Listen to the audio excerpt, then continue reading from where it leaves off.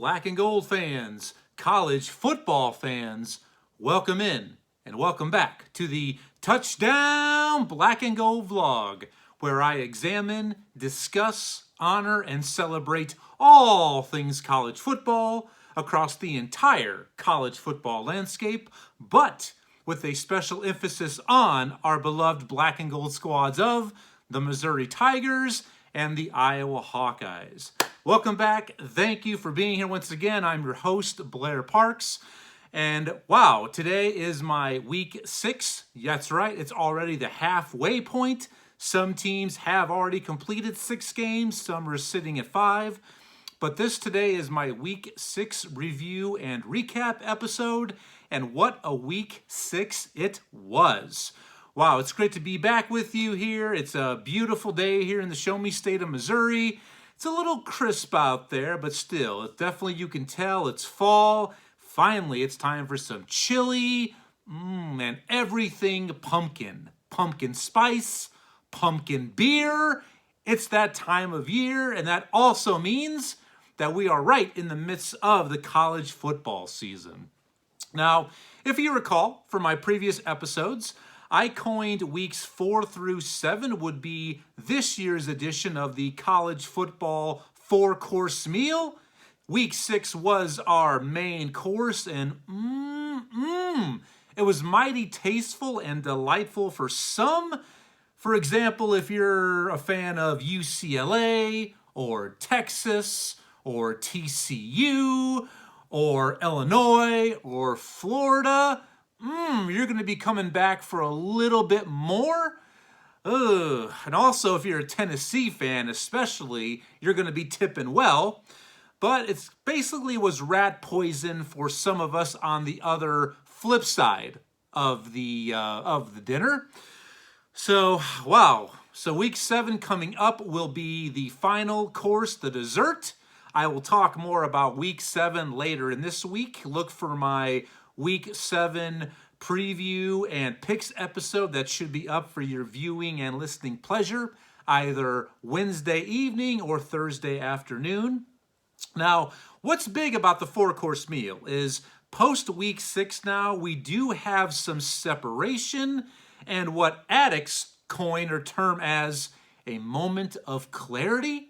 Clarity and separation is starting to arise amongst the college football contenders, pretenders, and everybody else. So we are starting to see some separation of the pack. Now we know who is legit, who's the studs, and who's the duds. Both our black and golds were in action over the weekend in week 6. Both took their talents on the road. First of all, Missouri traveled to the Swamp to take on Florida, and they were oh so close.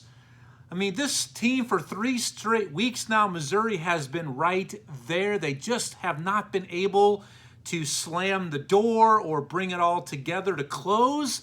They lose a heartbreaker, another close game, 24-17 to Florida, just based on a couple of bad, untimely interceptions thrown by quarterback Brady Cook. I'm not getting on him. I'm just saying one of those did end up being a pick 6. Without those and some other things here and there, we're looking at overtime or another potential win. So Missouri, keep it up. You're right there. They're so close.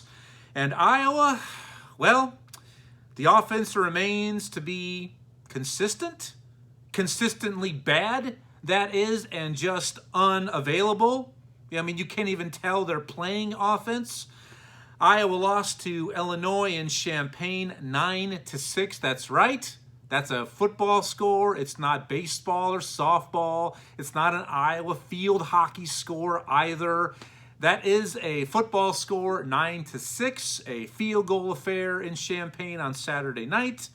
Iowa simply got out-Iowa'd by the Fighting Illini and newly hired coach Brett Bielema. Great job there. Big win for Illinois moving forward. Bad loss for Iowa moving forward as well. And to that, I want to go ahead and say thank you and much love and gratitude to all the Illinois fans, a Nebraska fan, and last week, the Michigan fans who responded to my instant reaction and recap episodes both of Iowa versus Michigan and Iowa versus Illinois. You've both come out in droves, both fan bases. Thank you for your subscriptions, all of your comments, your likes, your shares. I highly encourage and want any sort of feedback, any comment. That's what drives this show, college football fans. You don't have to be a black and gold fan. Everyone is welcome here on the Touchdown Black and Gold vlog. It is driven by you, the viewer.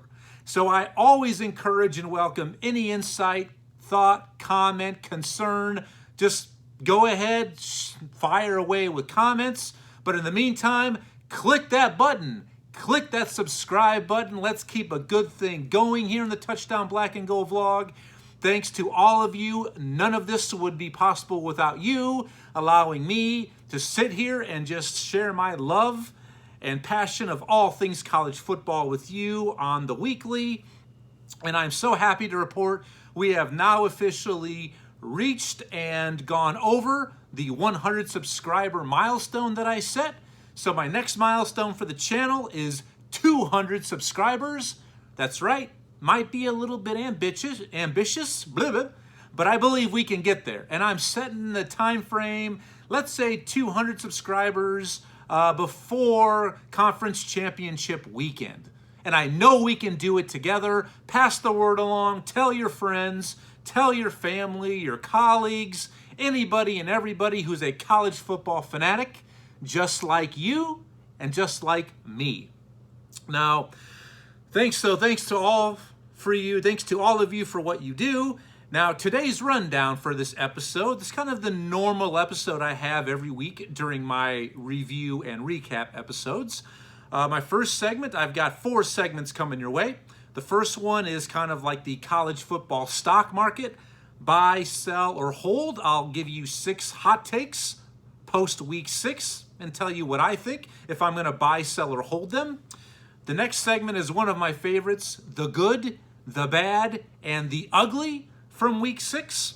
That'll be followed by my updated team power rankings post week 6, as far as, to me, the top 10 plus 2 teams that I think right now we have in this great nation amongst this great sport. Not based on AP rankings, just based on what I see with the old eye test, who they've played and who they're going to play. And my final segment today will be my 3 cheers segment from week 6. So without further ado, let's go ahead and get it. So my first segment, I attempt to do my best to play the college football stock market like the Wolf of Wall Street himself. Let's go ahead and wait for the opening bell. It is go time. That's right. Jordan Belfort, you're on the clock. Let's go ahead and move into this now. All right. So my first hot take from post week 6 is, all right, here it is. From top to bottom, the Big 12 conference is the deepest and best conference in the college football land. And that is an absolute buy. I am buying that. I don't care how expensive the stock is. Here's why. All right. When you look throughout the Big 12, I mean, you have 3 teams that are sitting there ranked and undefeated at the top. You've got number 8, Oklahoma State, number 13, TCU, who had a huge win over the weekend at previously undefeated Kansas, and number 17, Kansas State. Kansas State, all 3 of these teams are undefeated in Big 12 conference play. K-State does have a non-conference loss. But then right on their heels with 1 conference loss, you have number 19, Kansas, number 22, Texas, who scored a huge win over arch rival Oklahoma over the weekend, and more on that here later in this episode. And Baylor, who was previously ranked a couple weeks ago. So they're all right there. I mean, top to bottom, this is the best conference in the nation. And you noticed who I didn't say there? Did you hear? It wasn't a gaffe. Oklahoma is far in the rearview mirror, bringing up dead last in the Big 12. And more on Oklahoma, as I said later this episode. So I'm buying that hot take. Comment, let me know what you think. Like, share, subscribe. Next hot take. following its complete dominance of number 25 LSU in Death Valley at Baton Rouge. 40-13 was the final score. Number 6 Tennessee scored and secured the best, most impressive win by any team in SEC conference play. That is an absolute buy. I mean, Tennessee, folks, is rolling. People know this team is good. All right, everybody knows that who follows college football. But this is a legitimate playoff contender, folks. You know, if you've been watching the channel and the shows, I am so high on this Tennessee team. And coming up week 7, I don't want to talk much about it now. You'll have to tune in later. Huge matchup on old Rocky Top in Knoxville as Alabama comes to town. Wow, that's all I can say about that. But hands down, the most impressive interconference win in the SEC. To go to Death Valley and dominate the Tigers, that very vaunted defense, I mean, didn't really even have a chance in this game. So Tennessee continues to flex like Arnold Schwarzenegger of old. So I'm buying that one. Next, number 25, James Madison. That's right. The Dukes sit there 5-0, folks, and I've got to just kind of point this out as a side note. We need to realize what this means. The Dukes, they're ranked for the first time ever in their program's history as an FBS Division I member. If you recall, this team made the jump in the offseason. They were a powerhouse at the FCS level. They made the leapfrog in the offseason to FBS Division I. They now are a member of the Sun Belt Conference. So without really even planning that years in advance, here they are. Undefeated, ranked. It's just a great story. They are now the best story in college football now that Kansas has suffered their first loss. And I hope Kansas doesn't fall off. I hope they continue success. But the Dukes are the story now in college football, and they just are. But here they are. And Coastal Carolina, another fellow Sun Belt team, they're also 6-0. So both of these two teams are sitting there undefeated. They are on a collision course and will both be undefeated when they square off the last Saturday of the regular season. I'm going to hold that for now because we don't know what's going to happen. There's a lot of football to be played, but could these two teams end up meeting, both undefeated, highly ranked, potentially for a spot, not just in the Sun Belt Conference title game, but also a shot at the New Year's Six game? Absolutely, that could happen. But when you look at the schedules these two teams have, a little bit daunting. Not overly daunting, but it's not easy either.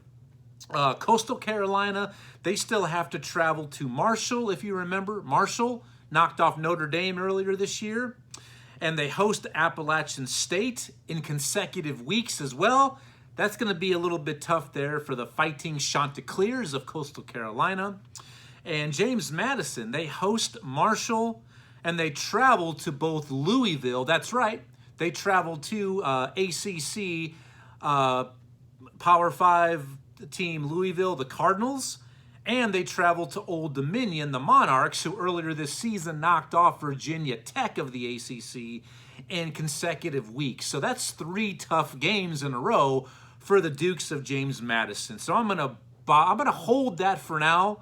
Hopefully they do meet up undefeated. College game day's gotta be there. It has to be. So hopefully that happens, but I'm gonna hold on that hot take for now just because all the football yet to play. My next hot take from week 6, a one-loss Pac-12 champion will receive an invitation to participate in the college football playoff field. I've got to sell that one. All right, here's why. Over the weekend, Utah lost to UCLA, and I'm going to talk more about UCLA here in a little bit, folks. But Utah, I believe, is now eliminated, not from the Pac-12. They still can win the Pac-12 title, but now they sit there with 2 losses, and one of those, the opening week loss at Florida, looks like a bad loss now. It really does. So I believe Utah, no matter what they do, they are eliminated from college football playoff contention. Oregon is sitting there with 1 loss. They still have a couple big big games yet to play. They actually play UCLA in 2 weeks. USC and UCLA. I mean, Los Angeles rise up. I mean, what a great story. The Trojans and the Bruins are both undefeated, both highly ranked, but they both lack a premier non-conference victory. So if one of them ends up with one loss, but yet wins the Pac-12 title, it may not be enough to get them in the college football playoff field unless some teams ahead of them get an extra loss here or there, because there's lots of teams ahead of those two programs and teams who just have a better non-conference victory. So UCLA and USC, I think they could make the playoff, but not with one loss. I think they have to run the table and go undefeated to ultimately receive an invitation and a berth. Now, my next hot take from week 6, and feel free, like, share, subscribe, click it, comment, let me know what you think about these hot takes. After sealing the possible college football playoff fate of number 16 BYU over the weekend in Sin City, Notre Dame, that's right, the Fighting Irish, will continue to play college football playoff spoiler to some possible contenders. That is an absolute buy. And here's why. Now, Notre Dame is playing much better. That's 3 straight victories for Marcus Freeman in his first full year at the helm as the new Notre Dame football coach. They did start off with 2 early losses back-to-back in the season, but they have run off 3 straight.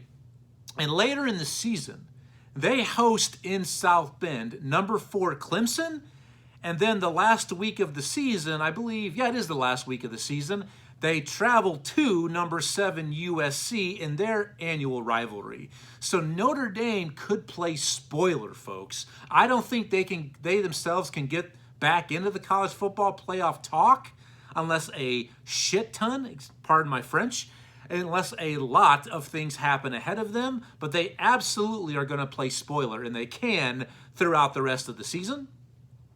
Now, my last hot take from week 6, here it is. A little, always I like to share one that refers to our beloved black and golds. This week it's Iowa, even in a loss, but here it is.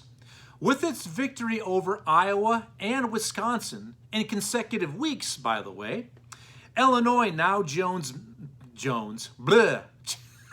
Illinois, yeah, Leslie Jones. Illinois now joins both Minnesota and Purdue in the middle of the running for the wacky, wild Big Ten West title. That is an absolute buy. I think the Big Ten West will now come down to those 3 teams, Illinois, Minnesota, or Purdue, but things will get more separated this weekend. Huge game for the Fighting Illini. After these big-time back-to-back victories won up in Madison over Wisconsin, they host Minnesota. What a huge game for the Fighting Illini. And it's great to see them relevant and back. I said 2 seasons ago, in the offseason, hiring Coach Brett Bielema was the best coaching hire of any team prior to that season. And here it is, paying dividends, and I think a year early there in Illinois. So those 3 teams, and Purdue really put themselves in good position because they went on the road and defeated Maryland in week 6. But later in the season, Illinois also hosts Purdue. So it's really right there in front of these 3 teams. They kind of control their own destinies, but especially the Fighting Illini. And the thing is, I really think, folks, for the first time ever in Big Ten division play, we're going to see a 3-loss division winner. I really think that's going to happen. A 3-loss conference team is going to win the Big Ten West. I really think that's a big-time possibility, guys. So that's my buy, sell, or hold segment for week 6. Subscribe, like, share, comment. Let me know what you think. Now, moving into my next segment, let me go ahead and set the tone. Do you hear that? Oh, is that? That's right. That can only mean it's time for the good, the bad, and the ugly from week 6. Let it play for a little bit. That's right. Enjoy it. It's hard to pick a favorite character from that movie, whether it's Blondie, Tuco, or Old Angel Eyes. It's just difficult. It's just tough to pick a favorite character, scene, line, whatever. It's just such a great movie. So it's time for the good, the bad, and the ugly from week 6. Let me start off with the good and the City of Angels. Tinseltown has now been taken over by college football mania and fever. That's right.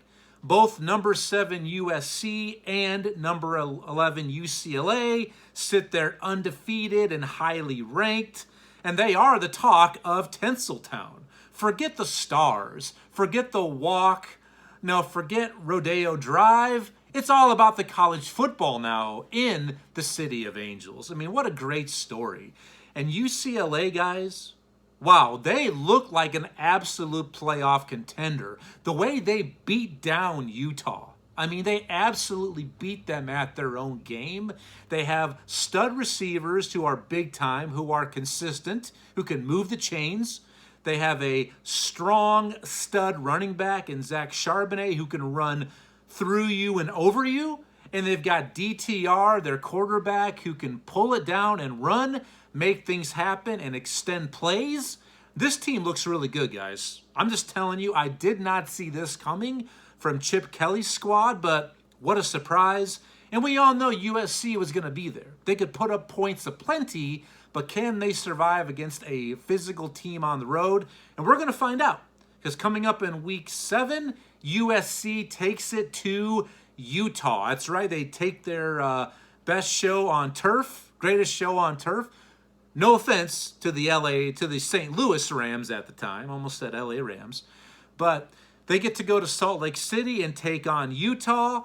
And last time they took it on the road to a physical team up there in Corvallis against Oregon State, they barely survived that trip. So I'm really looking forward to that game up here and coming up in week 7.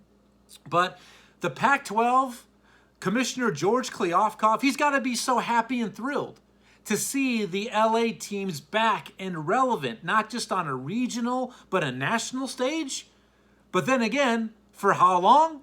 Because welcome to the Big Ten. I mean, this is great news moving forward for the Big Ten, as we will add those 2 teams, I believe, in 2 years. And what really depressing news for the Pac-12 when you just thought it couldn't get worse for them. But that's a separate subject for another time. Now the bad from week 6, and boy, is it bad. Wow, the Michigan State Spartans, guys. After starting the year ranked number 15, on the heels of a great success, like Barat would say, last year was a great success, and it was. Mel Tucker's boys came out of nowhere, got to a New Year's 6 game, and brought home the victory. So off of last year's success, they start this year number 15, really in large part to running back Kenneth Walker III, or Canine. I loved that nickname last year. Sparty currently finds themselves in the midst of a 4-game losing streak. And here we've got Wisconsin's up next here in week 7. And then in the hole, they travel to number 5 Michigan. And then on deck is Michigan, and then in the hole, they also then travel to number 24, Illinois. So they're looking at possibly a 7-game losing streak. I mean, they are right now playing for their postseason lives. I mean, it really gets back to last year. This is what I said.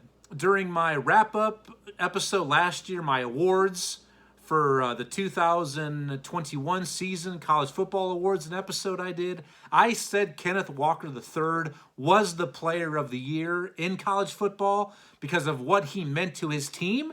And I think now it's fair to say that he won them at least 2, maybe 3 games last year himself because he was an absolute beast. So it is time for the 300 to rise again. And can Sparty do it? I believe they can, because why? Because this is Sparta. So we'll see what the Spartans can muster, but definitely the bad from week 6. As they lost at home, they got throttled at home by Ohio State. But there's no shame in that. Ohio State throttles pretty much everybody. But yeah, bad times for the Spartans. Now the ugly from week 6, and wow, just when you thought it couldn't get any uglier. The Oklahoma Sooners, guys, what is going on down there in Norman? All right. Ranked number 9 to start the season and picked by many, including this guy right here. I was one of those who also picked Oklahoma not only to reach the Big 12 title game, but also capture the title. Currently, they sit at 3-3 overall. They currently are in a 3-game conference losing streak, fresh off being embarrassed over the weekend by their longtime arch rival, Texas, in this year's edition of the Red River Rivalry, to a score of 49 to donut. That's right, 0 points, or as Dean Wormer would say, 0.0. And that margin of victory is the biggest one-sided loss in the history of this rivalry. So I say to you, first-year coach Brent Venables, welcome home. Welcome back to Norman. You're going to have your work cut out for you. And as of now, it seems like that fan base is still not going absolutely berserk. But if this happens the rest of the year or next year, you're going to see him on the chopping block already. But just trust the process. Lincoln Riley left that cupboard completely bare, and he did. And this really shows that maybe that guy is just as ingenious as we thought. Maybe he really is that good of a coach. Lincoln Riley, who's now, of course, with USC. So Oklahoma, can they get out of it? We hope so. But this week in week 7, next up is number 19, Kansas, comes to Norman, fresh off their first loss of the season in an instant classic over the weekend at home against TCU. And Oklahoma right now is an 8-point home favorite. Like Lil John would say, what? What? Oklahoma's a favorite? They're favored by 8 points over Kansas? Wow, just wow. And I also have to say this, Oklahoma, especially you, and maybe even Texas, do you think you're really ready for SEC play? When you look at the future acquisitions coming up by the SEC and the Big Ten, the way it looks right now, I'm sorry, this might, rub the feathers of some of my SEC brothers and sisters. You know I love you. But right now, I'm sorry to say, the Big Ten won the acquisition game, and they did. They are going to acquire 2 better teams in a much better situation, and obviously in a much bigger market. So the Big Ten has won the offseason when it comes down to teams that they are going to add. That's just the flat bottom line truth, SEC. It is. So that is my good and bad and the ugly from week 6. Like, share, subscribe, rate, comment, share, all of the or any of the above, but especially click that button, subscribe, get notifications. Now let's move into my team power rankings post week 6. And it's really nice to share with you. I have 2 brand new arrivals making their initial appearances on my top 10 plus 2 list of team power rankings. And these are updated each and every week. Let me go and get a quick swig of water. Toast, a prost, salute to you, the black and gold family. So let's go ahead and start off with the top. And we did see some movement. Taking over the top spot for the first time, moving up 1 to number 1, I've got the Ohio State Buckeyes, how they dominated Sparty on the road in East Lansing.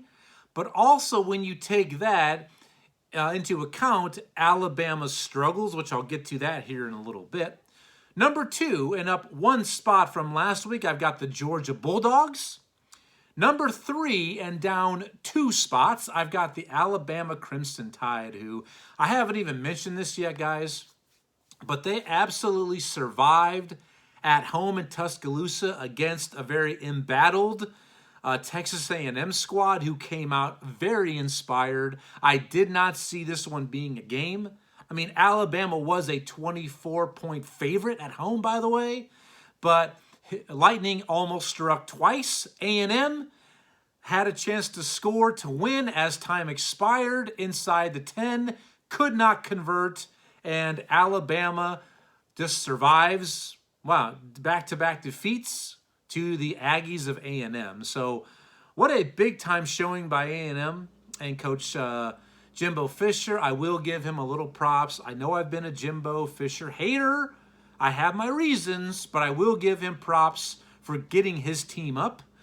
And also, Alabama did have their backup quarterback in. All right, hopefully Bryce Young does return for the big-time matchup this week in Knoxville. But continuing with my list, number 4, moving up 2 spots from last week, I've got the Tennessee Volunteers, guys. How they absolutely dismantled and dismembered the LSU Tigers in Death Valley. They definitely deserve to move up. Now, moving down 2 spots, actually, I'm sorry, number 5 is the Clemson Tigers. They stay at number 5. I mean, they followed up their big-time home victory over top 10 NC State by going on the road, taking care of business at Boston College. So I keep them in the 5 slot. Number 6, down 2 spots, and not really because of overall how they looked, even though it was tied 10-10 at halftime. I've got Michigan down 2 spots to number 6 on my list because their early struggles at sleepy Indiana in Bloomington. Number 7, staying where they were last week, I've got the Men of Troy, USC. Number 8, I've got up 1 spot from taking care of business, defeating a very, very game Texas Tech squad at home. I've got the Oklahoma State Cowboys at number 8. Number 9, one of the 2 new arrivals. Welcome to the list. Number 9, UCLA. I mean, just how well they looked. In the Rose Bowl against Utah, they go into a bye week in a very good spot, and they've got Oregon in 2 weeks. Can't wait to see that game. So welcome to the list, number 9, UCLA. Number 10, the other new arrival. Welcome to the list, TCU. The Horned Frogs, off of their big-time road victory over Kansas. I've got them on the list at number 10, a team that I'm not that surprised by. If you remember, watching my preseason bold predictions, I picked TCU to get to the Big 12 title game, so I'm spot on so far with that. Number 11, down 1 spot, is the Ole Miss Rebels. I still have them on my list. And down 1 spot as well to number 12, I got the Penn State Nittany Lions, and they have a big opportunity. Another huge game coming up here in Week 7, and I am so excited, and I just can't hide it with Week 7. Penn State goes on the road to Michigan. What a game. It's just games galore upcoming Week 7, but we'll talk about that more later in the week. So that is my team power rankings from post Week 6. Like, share, subscribe, comment. Do I got it right? Did I leave somebody off? Do I have somebody too high, somebody too low? Let me know. I always encourage and want your participation. Now, here we go. My final segment this week. Things that need to be given attention to that you might have missed. These are my 3 cheers from Week 6. Because a lot of these great stories, whether it's about a certain player, a team, a unit, a coach, fans, a program, a community, a lot of these things just don't get the publicity and the attention they deserve. So it's my obligation to bring it to you. So let's go ahead and get everybody pumped up. These are my 3. That's right. Here we go. These will be my 3 cheers from Week 6. My first cheer goes to my team of the week. Wow, the UConn Huskies. That is right, UConn. Fresh off of a 33-12 victory over FIU, Florida International. The Huskies sit there at 3-4 under first-year coach Jim Mora Jr. What a good story for the UConn Huskies. I mean, when's the last time you could say that they were respectable? And here's more proof of that. The last time the Huskies won 3 games, back in 2016. So that's the most games they've won, guys, since 2016. And when I look at their schedule, there's a couple of more victories they could possibly get before the season's over. So are they going to get to a bowl game? Are they going to be 500 or better? No. But to see them at 3-4, what a great reclamation project Jim Mora Jr. has done. So I've got to give some credit to UConn. It might be my only chance the rest of the season, so I am definitely not going to miss out on this one. They are no longer the laughingstock of FBS Division I, back from the depths. At least for this season they are. So I say to you, the UConn Huskies, welcome, and you deserve it. Celebrate. Take a bow. That is right. My next cheer from Week 6, I love this segment, by the way, is Coaches for Hire. I love what I saw in Week 6 because Week 6 saw 4 teams with interim coaches. Now, if you've been watching my episodes, I've got you up to speed. Currently, we have 5 openings at Power 5 schools, and 4 of those 5 were in action over the weekend in Week 6. And all 4 of those coaches and their programs, being Nebraska, Georgia Tech, Wisconsin, and Arizona State, they all got victories. So great. Over the weekend, the interim coaches went 4-0. And the one thing about Georgia Tech, they've won 2 games now. They beat Pittsburgh, which is a big-time victory and upset 2 weeks ago, and knocked off Duke over this past weekend. I mean, 2 big victories for Georgia Tech, for the Yellow Jackets. What a great weekend to be an interim coach. And doing that, it gives your fans a little something to cheer about, to be happy about. Tough times are upon you, as they are for us Hawkeye fans. I'm with you. But also it gives these coaching interim coaches strong cases for maybe getting permanent status at the end of the year. So we'll see what happens. So for you Coaches for Hire, Week 6, I say to you, well done. That's right. And now my player that I want to give much love and props to from Week 6 is a guy that, sorry, bear with me, he is no longer in college football. He is now on to the NFL. But if you watched the Touchdown Black and Gold last season, I absolutely was the president, not just a member, but a president of his bandwagon, his fan club. I'm talking about former Western Kentucky quarterback Bailey Zappi.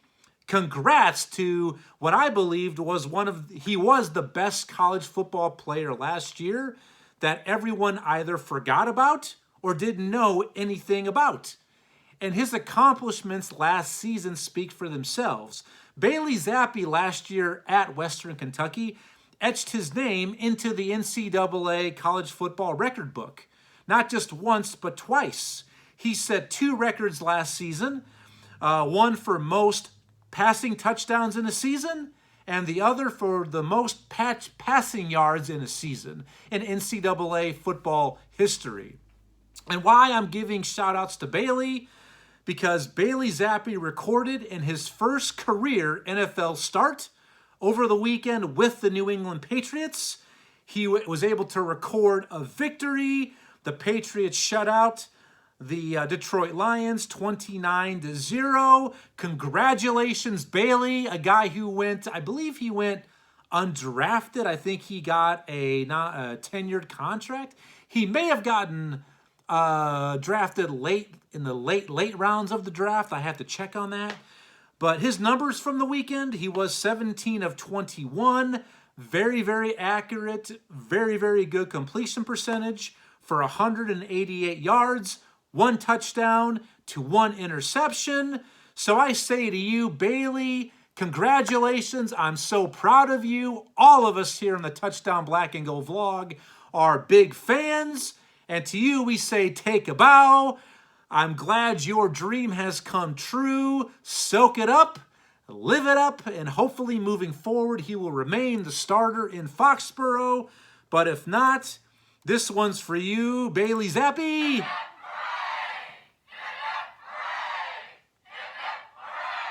What a great story about Bailey Zappi. From unknown Houston Baptist 2 years ago, basically then transfers to Western Kentucky, sets and breaks 2 records, and now on the NFL his rookie season and getting a victory and a start. What a great story.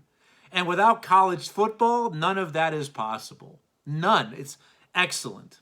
Well, guys, that's today's episode, my Week 6 review and recap. Please feel free, once again, subscribe, like, share, comment. The more feedback I get, the better. That is what drives this channel, and thank you for all that you do. I don't know where I go from here other than back to work. I have to get back to my day job, but I do know that I am so grateful for all of you, your time, your support, your attention, everything. And by the way, I apologize because I've never thought I've been able to pull off the look of wearing a hat backwards, and now I absolutely do confirm that. But maybe it helps to take a little bit of attention off of this monstrosity to this look with my hat backwards. So thank you for bearing with me. But to remind you, be on the lookout for my Week 7 preview and picks episode that should be posted up on the channel either Wednesday night or Thursday afternoon. So until then, enjoy the rest of your day, your work week, your school week. Be safe, be sound, be responsible, and I'll see you in a couple days. And thank you for joining me on this episode of the Touchdown Black and Gold vlog. I'll see you then. Bye-bye.